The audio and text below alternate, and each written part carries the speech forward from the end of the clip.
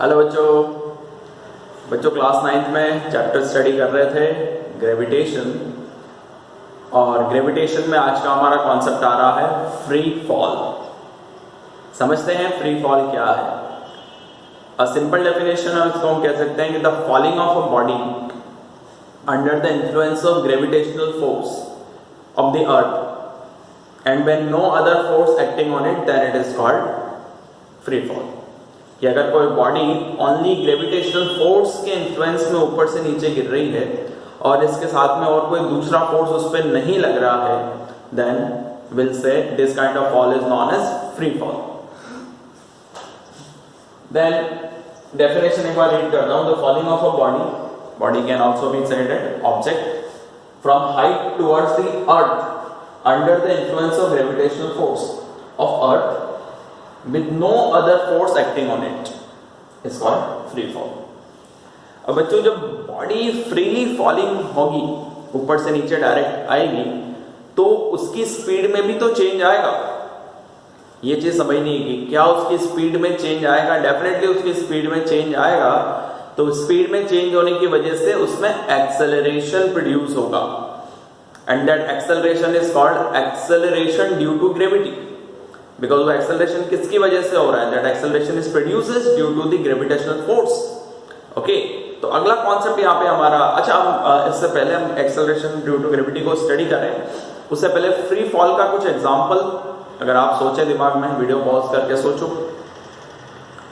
बच्चों free fall के example क्या बनते हैं कि किसी बॉल का ऊपर से नीचे गिर जाना, falling of a body down the earth, stone का ऊपर से नीचे गिर जाना, ओके, एनी काइंड, कोई भी आप बिल्डिंग से कोई चीज ऊपर से नीचे फेंक रहे हैं, this all are free fall, but वो ऑब्जेक्ट हैवियर होना चाहिए।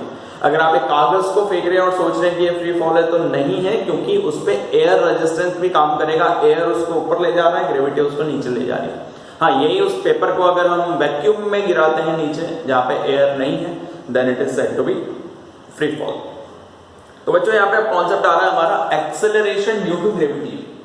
अब मैंने बता दिया कि अगर कोई ऑब्जेक्ट फ्रीली फॉलिंग होगा तो उसमें भी तो एक्सेलरेशन प्रोड्यूस होगा, उसकी तो स्पीड में चेंज आएगा। और जनरली ऊपर से नीचे कोई ऑब्जेक्ट आ रहा है तो उसकी स्पीड इंक्रीज होगी, और नीचे से ऊपर जा रहा है तो उसकी स्पीड डिक्रीज होगी। So we can say how will we define the acceleration due to gravity, इसको हम स्मॉल g से रिप्रेजेंट करेंगे। The uniform acceleration produced in freely falling body due to gravity of earth is called acceleration due to gravity. कि earth की gravity की वजह से freely falling body में जो फोर्स लग रहा, आई मीन जो एक्सेलरेशन प्रोड्यूस होता है, that acceleration is known as acceleration due to gravity. Okay, और इसको किससे हम डिनोट करते हैं बच्चों? स्मॉल g से। Okay, and its value does not depend on mass of the object. कि अगर आप 1 किलोग्राम ऑब्जेक्ट को ऊपर से नीचे गिराएं या 10 किलोग्राम ऑब्जेक्ट को ऊपर से नीचे गिराएं, दोनों में एक्सेलरेशन सेम ही लगेगा। और अर्थ की सरफेस के आसपास एक्सेलरेशन ड्यू टू ग्रेविटी की वैल्यू कितनी है? इट्स वैल्यू इज 9.8 मीटर पर सेकंड स्क्वायर। ये ध्यान रखेंगे, ये वैल्यू फिक्स है 9.8 मीटर पर सेकंड स्क्वायर, जिसको हम भी कैलकुलेट करके भी आपको बता देंगे। ओके, देन 9.8 मीटर पर सेकंड स्क्वायर की वैल्यू से कोई भी ऑब्जेक्ट ऊपर से, एक्सेलरेशन की वैल्यू से कोई भी ऑब्जेक्ट ऊपर से नीचे गिरेगा। अब बच्चों यही ऑब्जेक्ट अगर हम नीचे से ऊपर फेंक रहे हैं, देन एक्सेलरेशन वही हो जाएगा, बट उस केस में स्पीड उसकी डिक्रीज होगी, तब उसको हम रिटार्डेशन बोलेंगे। और रिटार्डेशन कितना हो जाएगा? -9.8 मीटर पर सेकंड स्क्वायर का रिटार्डेशन हो जाएगा। ओके, अब इसके हम डिराइवेशन पे आएंगे कि कैसे इसके फॉर्मूले को हम डिराइव करें। ओके, उससे पहले आप लिख लीजिए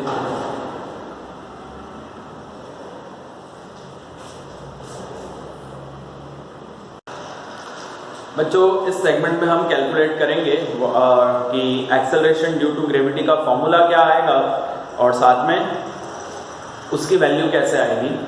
सो if we drop a body of mass small m from distance r and mass of earth is capital M, then gravitational force, अगर कोई ऑब्जेक्ट है जिसका मास स्मॉल m है और अगर आप उसको अर्थ के आसपास से ड्रॉप करेंगे, ओके, तो ग्रेविटेशनल फोर्स की वैल्यू क्या हो जाएगी? F is equal to g capital M यानी कि mass of earth, small m mass of object upon r square. Okay, and from Newton's third law, not third law, second law, we know that force is equals to mass into acceleration. बच्चों force किसके equal हो जाएगा? Mass into acceleration के। Here हो जाएगा वो linear acceleration है और हम यहाँ पे ग्रेविटेशनल एक्सेलरेशन बता रहे हैं, तो क्या हो जाएगा बच्चों? F is equals to mg। अब ध्यान दो, इक्वेशन फर्स्ट पे फोर्स बता रहा है, इक्वेशन सेकंड पे फोर्स बता रहा है। So from equation first and second क्या हो जाएगा? mg is equals to gmm upon r square. बच्चों हमको g की वैल्यू कैलकुलेट करनी है, acceleration due to gravity. g is equals to gmm upon r square, और ये g ये m इधर आ गया, m से m कैंसिल हो गया, सो g इज इक्वल्स टू क्या हो जाएगा? Capital G mass of earth, और यहाँ पे स्मॉल m नहीं है, और ये हो जाएगा रेडियस ऑफ अर्थ। ओके, ये क्या फॉर्मूला आ गया? Acceleration due to gravity. Okay, तो बच्चों हम फॉर्मूले में क्या देख रहे हैं कि एक्सेलरेशन ड्यू टू ग्रेविटी किसके इक्वल है? Universal gravitational constant then multiplied by mass of earth और स्क्वायर ऑफ द डिस्टेंस। अब अगर अर्थ के आसपास से कोई ऑब्जेक्ट गिरता है तो यहाँ पे डिस्टेंस क्या हो जाएगा? रेडियस ऑफ द अर्थ हो जाएगा। अब ये सब वैल्यू अगर हम पुट करें, ये फॉर्मूला आपको ध्यान में रखना है,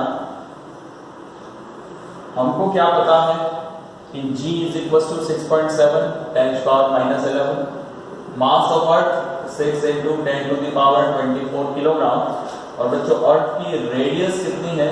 6.4 into 10⁻6 मीटर। ओके, इन सब वैल्यूज को अगर हम पुट करते हैं यहाँ पे, ये इस पर बेस हमने न्यूमेरिकल पहले ही कर रखा है, 6.7 10⁻11, ये तो g की वैल्यू, m की वैल्यू हो गई 6 into 10⁻24, और r स्क्वायर यानी कि 6.4 into 6.4 और 10⁻6 का स्क्वायर हो जाएगा 10⁻12। ओके, तो बच्चों ये वैल्यू पुट करने के बाद हम इसको सॉल्व करेंगे। ऐसा क्वेश्चन हमने पहले सॉल्व कर रखा है, 9.75 के आसपास आंसर आया था, जिसको हम राउंड ऑफ और, तो बच्चों g की वैल्यू कितनी आएगी? 9.8। और यहाँ पे हम क्या देख रहे हैं कि इस फॉर्मूले में स्मॉल m नहीं है, यानी कि मास ऑफ ऑब्जेक्ट नहीं है, यानी कि acceleration due to gravity does not depend on mass of object. g यानी कि acceleration due to gravity does not depends on mass of object, okay, small m। तो जनरली लोगों के दिमाग में एक चीज रहती है, अगर मैं बार बार एक क्वेश्चन पूछता हूं बच्चों से कि एक 5 किलोग्राम का ऑब्जेक्ट एक छत से आप गिरा रहे हैं और उसी टाइम 1 किलोग्राम का ऑब्जेक्ट दोनों एक साथ गिरा रहे हैं, तो अर्थ पे सबसे पहले कौन पहुंचेगा? आधे से ज्यादा बच्चे इसका आंसर गलत देते हैं। ओके, बच्चे ये आंसर देते हैं कि 5 किलोग्राम वाला भारी है तो वो पहले पहुंचेगा, जबकि ये आंसर गलत है। सही आंसर ये है कि अगर आप दोनों ऑब्जेक्ट को एक साथ गिराएंगे, ओके, तो दोनों ऑब्जेक्ट एक साथ ही अर्थ की सरफेस पे गिरेंगे, क्योंकि जो उसमें एक्सेलरेशन प्रोड्यूस हो रहा है वो कितना है? 9.8 मीटर पर सेकेंड स्क्वायर, और एक्सेलरेशन ड्यू टू ग्रेविटी दोनों ऑब्जेक्ट में सेम आएगा, because it does not depend on mass of object. Object 1 kilogram का हो, 10 किलोग्राम का हो, 50 किलोग्राम का हो, वो अर्थ की आई मीन उस ऑब्जेक्ट के मास पे डिपेंड नहीं करता है, तो एक के साथ नीचे गिरेंगे। ओके, तो इस बारे में कंफ्यूजन नहीं रखना है आपको। हाँ, आपके दिमाग में, किसी के दिमाग में ये भी क्वेश्चन आएगा कि भाई अगर हम पेपर को गिरा रहे हैं और एक स्टोन गिरा रहे हैं तो स्टोन पहले गिरेगा, लेकिन बच्चों पेपर पे सरफेस बढ़ जाने की वजह से उस पे एयर रेजिस्टेंस काम करने लग जाता है, एयर रेजिस्टेंस उसका बढ़ जाता है। दैट्स व्हाई पेपर को हम इसको इंक्लूड नहीं करते हैं, क्योंकि हमको यहाँ पे फ्री फॉल की बात करनी है, एंड फॉलिंग ऑफ पेपर ये फ्री फॉल नहीं है, क्योंकि उसमें एक अगेंस्ट फोर्स लगता है अपवर्ड डायरेक्शन में, जो कि किसकी वजह से है? एयर की वजह से। उसी पेपर को अगर आप वैक्यूम में और 5 किलोग्राम के स्टोन को वैक्यूम में एक साथ गिराओ, वैक्यूम जहां पर एयर नहीं है, तो दोनों ऑब्जेक्ट एक साथ ही गिरेंगे। ओके, ये बना लीजिए।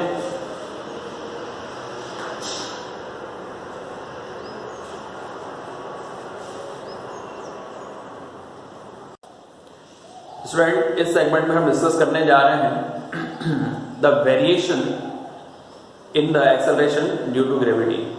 एक्सेलरेशन ड्यू टू ग्रेविटी तो हम समझ ही चुके हैं, तो उसमें वेरिएशन कब आता है? जनरल वैल्यू तो 9.8 है, ओके, बट स्लाइट चेंज, थोड़ा बहुत चेंज कैसे हमको मिलेगा इस चीज को आप समझिए।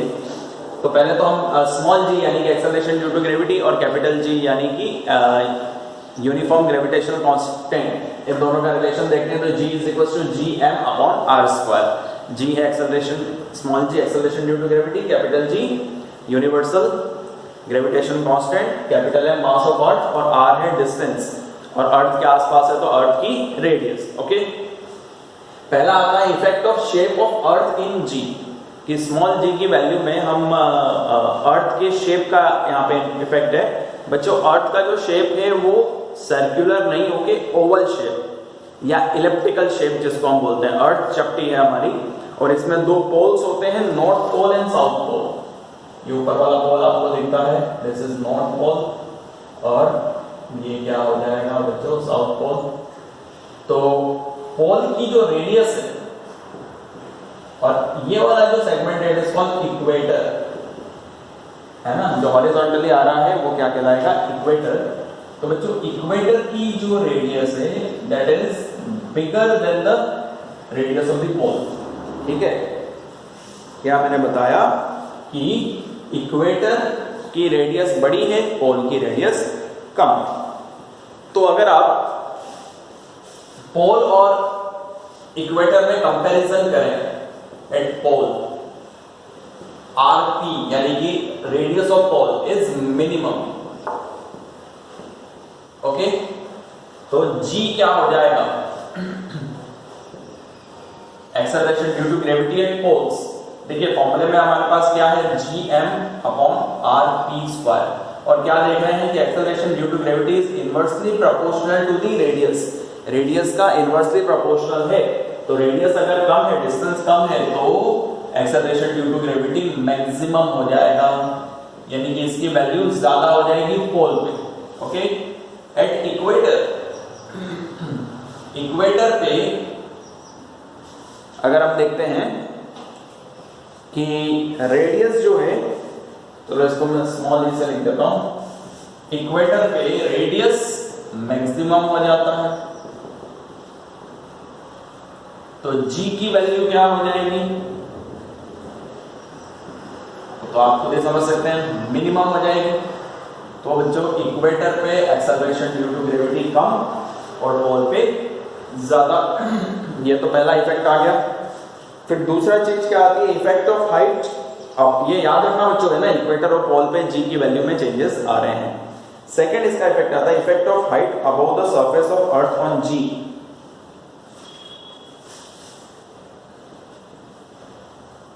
Effect of height above the surface of earth on g. Earth की सरफेस पे जैसे जैसे हाइट बढ़ेगी, हमने अभी देखा कि इनवर्सली प्रोपोर्शनल लग रहा है, ओके, यानी कि जैसे जैसे रेडियस या हाइट बढ़ती जाएगी वैसे वैसे जी की वैल्यू कम होती जाएगी, okay. As the height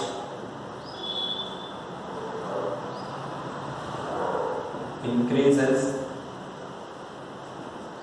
the value of G decreases, okay? अब जैसे कि एक जनरल चीज मैं आपको खाली बता रहा हूं, याद रखना है कि अर्थ की सरफेस से अगर हम 200 किलोमीटर ऊपर जाते हैं तो ये G की वैल्यू 9.8 नहीं होके 9.23 हो जाएगा।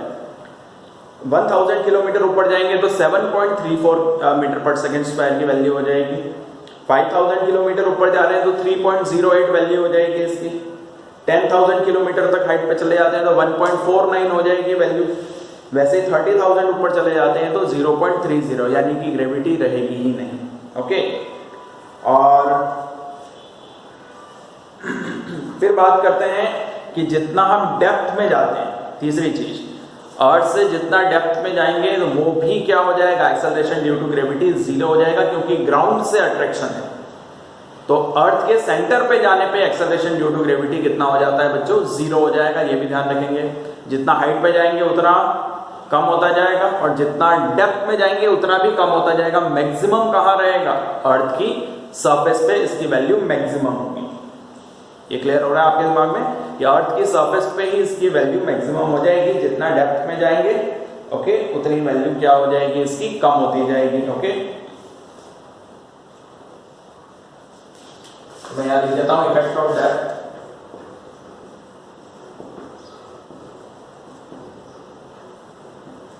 on moving down the earth, down inside the earth,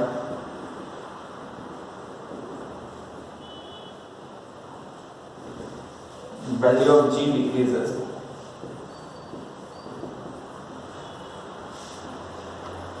G की वैल्यू क्या हो जाएगी बच्चों? कम होती जाएगी। At the centre of the earth, earth के सेंटर पे G कितना हो जाएगा?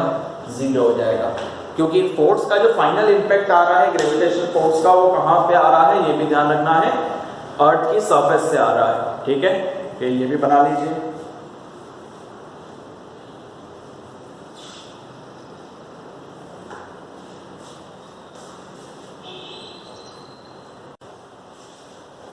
बच्चों इस सेगमेंट में हम बात करेंगे फ्रीली फॉलिंग बॉडी के लिए जो इक्वेशंस ऑफ मोशन है वो क्या क्या बनेंगी। ओके, तो 3 इक्वेशन हमको पता है ना। पहले तो हम जनरल इक्वेशन जानते हैं, जनरल इक्वेशन ऑफ मोशन, और वो फर्स्ट इक्वेशन क्या है बच्चों? v is equal to u plus at। अब फ्री फॉल के लिए क्या हो जाएगा? जहां पर a है वहां क्या लग जाएगा बच्चों? g लग जाएगा। ओके, यही चेंज आएगा। सो v इज इक्वल टू क्या फॉर्मूला बन जाएगा? u प्लस gt है ना, और g की वैल्यू 9.8 ये कांस्टेंट है। सेकंड इक्वेशन क्या है?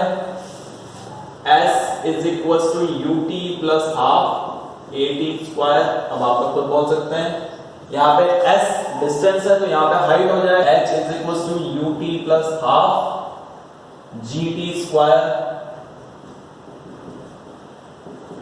Half gt square. और थर्ड इक्वेशन क्या आती है बच्चों? 2as is equal to v square minus u square, तो ये हो जाएगा 2gh is equal to v square minus u square. और फ्री फॉल के लिए आपको ये दिमाग में हमेशा रखना है कि a की जगह g और g की वैल्यू 9.8, और 9.8 आप या तो एज सच ले सकते हैं अगर क्वेश्चन में गिवन है तो, अदरवाइज क्वेश्चन को थोड़ा सा इजी करने के लिए हम उसकी जगह 10 भी ले सकते हैं। ओके, अगर क्वेश्चन में कुछ नहीं गिवन है तो आप चाहें तो 10 भी उसकी वैल्यू ले सकते हैं। 9.8 गिवन है तो 9.8 लेंगे, 10 गिवन है तो 10 लेंगे, ये आप पे डिपेंड कर रहा है। अदरवाइज कंडीशन क्या हो जाएगी ये भी ध्यान रखिए कि 9.8 से क्वेश्चन इजीली सॉल्व होता है तो 9.8, और 10 से इजीली सॉल्व होता है तो 10 लेना है अगर क्वेश्चन में कुछ नहीं गिवन है तो। अब इससे कुछ पहला पॉइंट आता है बच्चों, मैं एक बार पूरा पॉइंट लिख देता हूँ, नहीं तो टाइम ज्यादा कंज्यूम हो जाएगा। वेट, तो बच्चों फ्रीली फॉलिंग बॉडी के लिए कुछ आपको कंक्लूजन्स देखने हैं, कुछ कॉन्सेप्ट समझिए, कुछ पॉइंट्स आप समझिए। इक्वेशन हमने देख ली। पहला आता है कि when a body is allowed to fall from height, अगर किसी बॉडी को अगर आप हाइट से ऊपर से नीचे गिरा रहे हैं तो ऊपर से जब आपने रिलीज किया तो उसकी इनिशियल वेलोसिटी u कितनी हो जाएगी? 0 हो जाएगी। Okay, for freely falling body u is equal to 0, ये दिमाग में रखेंगे। अब उनको बच्चों g की वैल्यू पता है। ओके, एक बात ये भी ध्यान रखेंगे कि ऊपर से कोई ऑब्जेक्ट नीचे आ रहा है तो उसकी स्पीड लगातार इंक्रीज होती है, और स्पीड में अगर इंक्रीजमेंट होगा तो g की वैल्यू प्लस में आएगी, एक्सेलरेशन बढ़ेगा।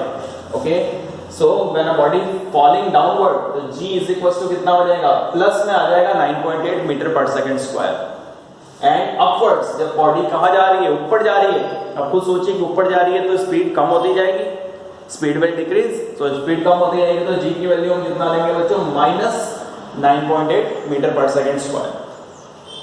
अगले पॉइंट पे आते हैं कि अगर आपने किसी ऑब्जेक्ट को फेंका ऊपर, ओके, ऑब्जेक्ट को ऊपर फेंकने से आपने कुछ ना कुछ उसमें इनिशियल वेलोसिटी अप्लाई की है, तो u की वैल्यू तो कुछ आएगी जो क्वेश्चन में गिवन होगी।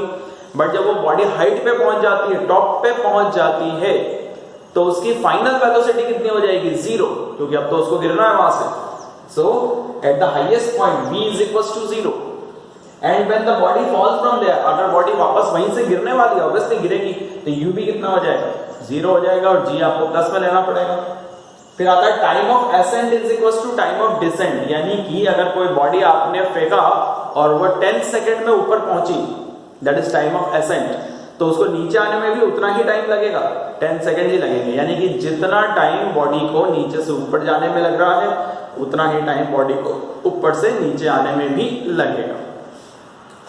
फिर आता है the velocity by which body strike the ground is always equal to the velocity from which it was thrown up, कि वो पर्टिकुलर वेलोसिटी जिस वेलोसिटी से बॉडी नीचे जमीन को स्ट्राइक करती है, द फाइनल वेलोसिटी, वो हमें ऊपर से नीचे आने के बाद, जब नीचे से आपने ऊपर फेंका, एक इनिशियल वेलोसिटी हुई, ऊपर गई, फिर वापस नीचे हाइट पे, आई मीन ग्राउंड को वो स्ट्राइक करेगा, तो किस वेलोसिटी से ग्राउंड को स्ट्राइक करेगा, that is always equal to its initial velocity. कि अगर आपने 50 मीटर पर सेकंड की स्पीड से ऑब्जेक्ट को ऊपर फेंका, ऑब्जेक्ट ऊपर गया, फाइनल वेलोसिटी 0, और ऊपर से वापस नीचे आएगा, नीचे आने पे वो ग्राउंड को स्ट्राइक करेगा, तब उसकी फाइनल वेलोसिटी कितनी हो जाएगी, 50 ही रहेगी। जो इनिशियल वेलोसिटी से हमने उसको ऊपर फेंका, वापस उसी वेलोसिटी से बॉडी नीचे भी आएगी। ओके बच्चों, तो ये सेगमेंट हो गया, ये पूरा लिख लेंगे आप लोग, इक्वेशंस ऑफ मोशन के बाद डिफरेंट पॉइंट्स। और बच्चों फिर इस पर बेस्ड क्वेश्चन बनते हैं, क्योंकि अभी हमने मोशन की तीनों इक्वेशंस देखी, तो फाइनली इस पर हम जब ऑफलाइन क्लास लेंगे तो उस पर न्यूमेरिकल आपको बहुत ज्यादा सॉल्व करवाएंगे। ओके, और अगला कॉन्सेप्ट हम पढ़ेंगे, जब भी पढ़ेंगे तो मास एंड वेट का। ओके ओके स्टूडेंट, तो आज के लिए इतना ही। आई होप आप लोगों ने वीडियो अच्छे से देख लिया होगा। Thank you very much and have a nice day.